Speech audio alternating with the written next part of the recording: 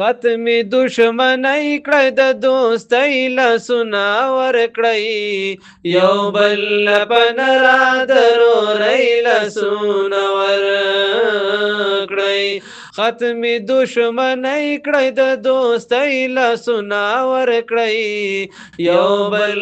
په نره د رورۍ لاسونه ورکړئ یو بل په نره د رورۍ لاسونه ورکړئ. زما د الله په ذات د خانه کعبې په قسم قسمي چې ما کم دشمنان وروره ما هغه د فی سبیل الله د الله دپاره بخلي دي او چې چا ما ته بغسي ما دې وبغي څنګه معافي وکړه دقه چې زما له طرفه معافي نه ما په الله مې دې قسمي کړه د دې جلګې چا خلافت وکړم په دې علاقه کې چا ګواه وکړه زمونږ به ټول دغه خلاف راپاسو هم په حکومت کې به راپاسو دغه بېعزتي به کوو او هم به دغه ګریوان ته خپل لاس رسوو. یو سړی وي یو ګناه وکړي او توبه وباسي نو خدای پاک وایي چې دا ما ته ډېر قریب شو په کومه خبره چې عمل وشو د الله په مخ کې د دې د بچي پورې د پلار او د نیکه پوره ټول به بیا عمل کوي. هغې لوی رب العزت نه دعا ګویم چې ستاسو دا روغه دی قایم او دایم وي تر قیامت پورې. خاص کر د عمودیان چې کوم دي موږ د هغو ډېره غټه شکریا ادا کوو چې هغه خپل د مرګونو خبرې پرېښودې او زموږ د جرګې هغه خبرې منله او د الله په نزي دا خبره ختمه کړه. د سوات مټې تحصیل کوزی درشخیلې کسمه کې د اخیسته محمد چوهان عمر علي چوهان دلو جان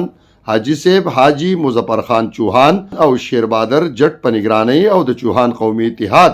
صوبایي مشر حاجی ملک چوهان پخوانی صوبائی اسمبلی امیدوار سید اکبر خان چوہان محمد شیر خان انور علی خان ایڈوکیٹ مولانا ظاہر شاہ دا عوام نیشنل گن ظاہر شاہ عرف رورجان او بلها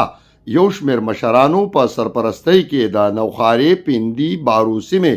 د گجر قام چوہان قبیلې د دوو کورنیو خاپیری او حاجی شاکمین ترمنز روانه کشاله او دشمنی چې پکې 2 کسان شهیدان او 15 نور جوبل شوي په دوستۍ بدل شوی او دواړو کورنیو غړي یو بل تغاړي وتی دي. یاد ستره جرګه د مټې تحصیل چوهان قومي اتحاد پلاهي تنظیم مټې تحصیل چیرمن خیسته محمد چوهان په حجرا چوهان هاوس کې را جوړه شوې وه. ګډونوالو درنو مشرانو د روغې جوړې د دغه جرګې په هکله انډس نیوز نیټورک ته د خپلو خیالاتو اظهار سپدا ډول کړی دی. په دې کې 15 جوبلې شوې وې دا یوه قبیله د چوهان چې د دشمنی د دې په میانځ کې راغلی وه نو 15 پکې جوبلې شوي او 2 پکې مړي شوي. نن الله د دې علاقې د خلکو او د دې کم خلک چې د یو بل نه خفه او دشمنۍ وي د دې شکریا ادا کوو چې هغو ډېرې ډېرې غټې غټې خبرې چې دی نو هغو پرېښودې او ډېر په وړه خبره او د خپل قوم ته او د علاقې او د دې خلکو عزت یې وکړو. نو انشاءالله که د دې نه وروسته هم د ټولو قومونو موږ په دې شکریا ادا کوو چې هغه راغونډ شو او دا مسله یې حل کړه. آینده دپاره موږ ټولو قومونو له دا میسیج ورکوو چې داسې څه مسلې راځي نو په کور کې کښېنوئ خپلې ورځې پسې لګوئ خپل ټایم پسې لګوئ. دا تقریبا د 1 میاشتې نه موږ په دې کې لګیا وو. هر سړي به تپوس کوو موږ یوه ورځ به داسې راشي چې موږ به پکې تاسو ټول شریک کړو او تاسو به راغونډ کړو او دا به الحمدلله یو ښکلی رنګ راوړي. نو انشاءالله چې دی نو که داسې مسلې نورې هم وي او موږ پرې خبر وو نو ټول قومونه به پاسوو او دا به جوړوو که خیر یقین وکئ هر څه به شاته پرېږدو خو دونه خوشحاله یم نن دومره خوشحاله چې د 2 فریقینو دا څومره چې راغونډ شوي دي دا هغه خلک دی دا هغه مسلمانان دي دا هغه خیرخوا دي چې د دیو په مرضۍ باندې او دیو پې خوشحاله دي او دواړو فریقینو ته خاپیري دلته او شاکمین حاجي صاحب دلته زه مبارکي ورکوم چې ستاسو په شا باندې دونه قام دا غمجن دی دا خوږمن دی او دوی ستاسو په دې روغه باندې خوشحاله دي. دا هغې لوی رب العزت نه دعا ګویم چې ستاسو دا روغه دی قایم او دایم وي تر قیامته پورې او چې کمې خبرې دواړو فریقینو وکړې په دغې باندې زمونږ سترګې پټو او زمونږ په یقین دی.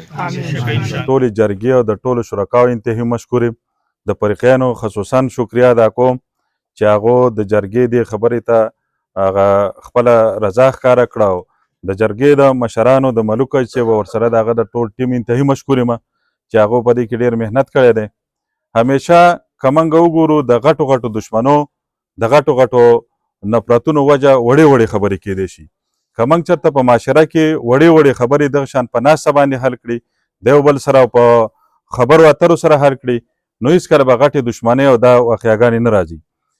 او که موږ داسې وګورو، که موږ عدالتي فیصلې وګورو،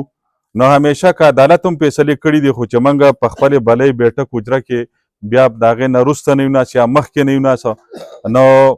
په خپلو حجرو دیرو بیټکونو کې چې موږ کومې خبرې وکړو، دا پایدار خبرې، دا د دښمنۍ او د طرفګنۍ خبرې ختمیږي پکې. نو زه ټولو دنیا ته، ټولو مسلمانانو ته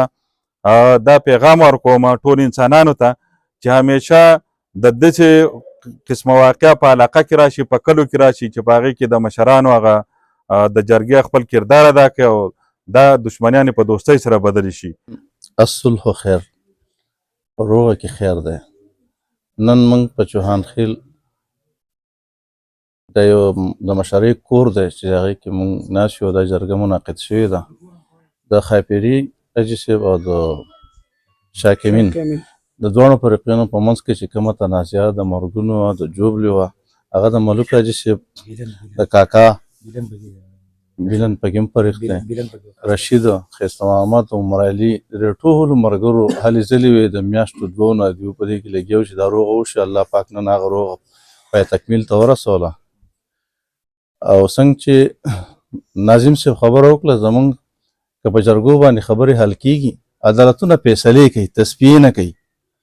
جرګه تصفیه کوي چې سبا له د فیصلې ضرورت را نه شي. او الله پاک دې وکړي چې زموږ په دې مشرانو کې دا ګډ سي چې دا فریقین په خپلو کې جوړ کړي او د دوی په تاڼه تحصیل باندې پیسې ونه لګي. بل اړخ ته دواړو ډلو غړو د میډیا په وړاندې وویل چې دوی به لکه د ورونو ژوند کوي او یو بل ته یې د زړه نه بخښنه کړې ده.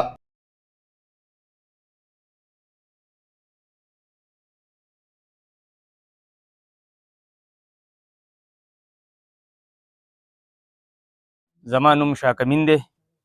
دا زما بچی وفات شوی و په دې جګړه کې، او دا یو داسې یو جګړه راله چې څه دښمني پکې نه وه، خو یو خبره وه د الله د طرف نه یو مقرره خبره وراله. بیا د هغه نه وروسته پکې